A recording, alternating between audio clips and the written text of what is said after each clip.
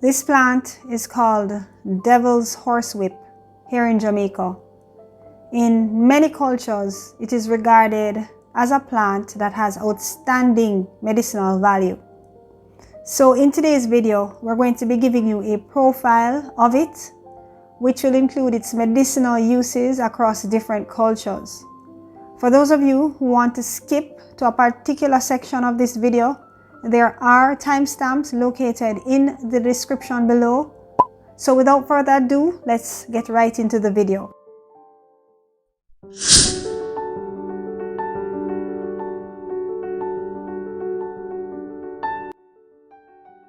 Devil's horsewhip is scientifically known as Achyranthes aspera. Apart from devil's horsewhip, it has other common names in different languages, but it depends on where it grows. In English, it is also known as chaff flower, prickly chaff flower, burrweed, and rough chaff flower, among other common names. There are 6 recognized varieties of this plant, and it belongs to the Achyranthes plant family, to which spinach and callaloo also belong, and the genus is called Achyranthes. Its origin is unclear. It's possibly indigenous to Southeast Asia and or Africa, but it has been naturalized in most countries in the tropics and subtropics. Now, in terms of the description, it is erect, but sometimes it can be a sprawling herb, and it can grow up to 2 meters tall. The stems are woody at the base, and the leaves are simple, so they are not divided into parts. They are also egg-shaped and oppositely arranged, meaning they grow across from each other on the stems. The leaves also have short petioles, meaning that they have short stalks that connect them to the stem. They produce small greenish-white flowers, which are often tinged with purple-red. These flowers form terminal spikes that are dense at first, but eventually they become elongated up to 60 centimeters long.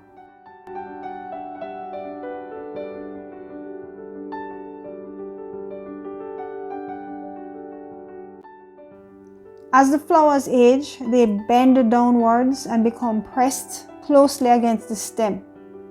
In the fruiting stage, the bracts surrounding the flowers have sharp pointed tips, and this makes the head spiny to the touch. The fruits are small, one-seeded capsules. They're orange to reddish purple in color or straw brown with pointed tips. These fruits tend to stick onto animal fur and people's skin and clothing whenever there is contact. In terms of the habitat, in Jamaica, devil's horsewhip is like most of our other medicinal plants. It just grows wildly and organically all over the country. So you'll find it growing in places like along roadsides, in pastures, forests, and in people's yards. The plant prefers a semi-shade area, and it is propagated by seeds.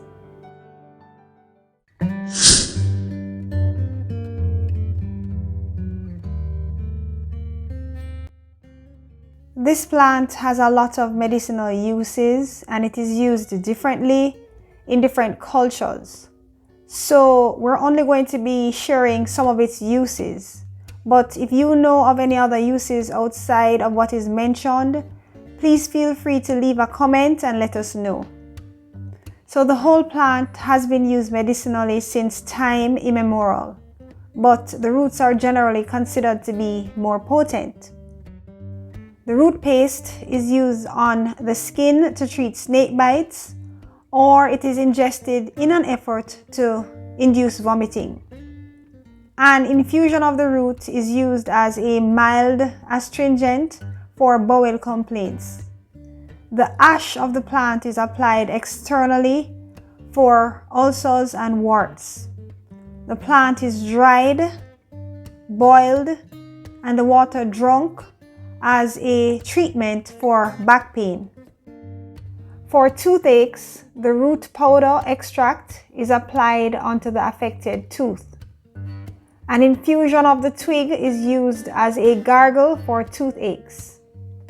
The plant's juice is used as a powerful laxative and for the treatment of rheumatic pain, hemorrhoids, itches, and skin conditions. In the Philippines, they make a decoction of the roots and the leaves and they use it as a diuretic. In parts of India, the ashes is mixed with honey and is taken to relieve coughs. The root is used at bedtime to relieve night blindness. It is also rubbed into a paste with water and used as an eye salve for corneal opacities, which are disorders of the cornea of the eye. Raw seeds are taken with water as a brain tonic, expectorant, and for bleeding piles. The roots are macerated in water and are applied to relieve pain that is caused from scorpion stings. The flowers are used as a poultice for snake and reptile bites. A poultice of the leaves is used to treat rabies, hysteria, insect, and snake bites.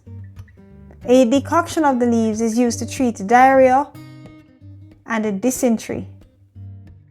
In Jamaica, it is used to make tea for colic, fevers, and colds, and it is mixed with Mimosa pudica for the latter, which is this plant. In the Grenadines, the leaves and roots are made into a tea for infants with colds and for undernourished children. In Ayurvedic medicine, which is an Indian traditional system of medicine, the plant is used to treat a lot of respiratory problems, including bronchitis and asthma. The flowers are ground into a paste with equal quantities of garlic and black pepper, which is consumed on an empty stomach to clear mucus from the chest and ease breathing. The root paste is applied externally to treat hives and itching and to relieve pain from scorpion stings. And for weight loss, the powder of dried flowers is mixed into a glass of water or milk and taken 2 times per day.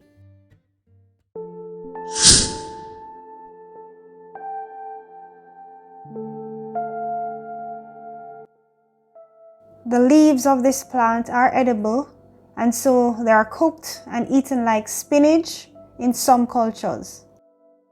The seeds are also cooked and eaten, and it is believed to suppress hunger. Dried twigs or fresh piece of the root is used as a toothbrush, and the stems are tied together and are used as coarse brooms. In India and Nepal, ashes from burning the plant is mixed with mustard oil and salt and used to clean teeth. The ash of the burnt plant is a rich source of potash and it is used to wash clothes.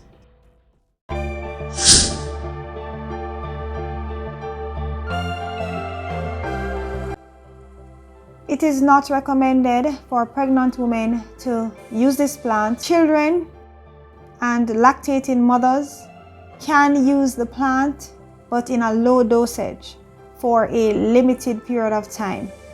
If taken in excess, devil's horsewhip may cause nausea, vomiting, diarrhea, convulsions, spasms in the abdomen, and dehydration.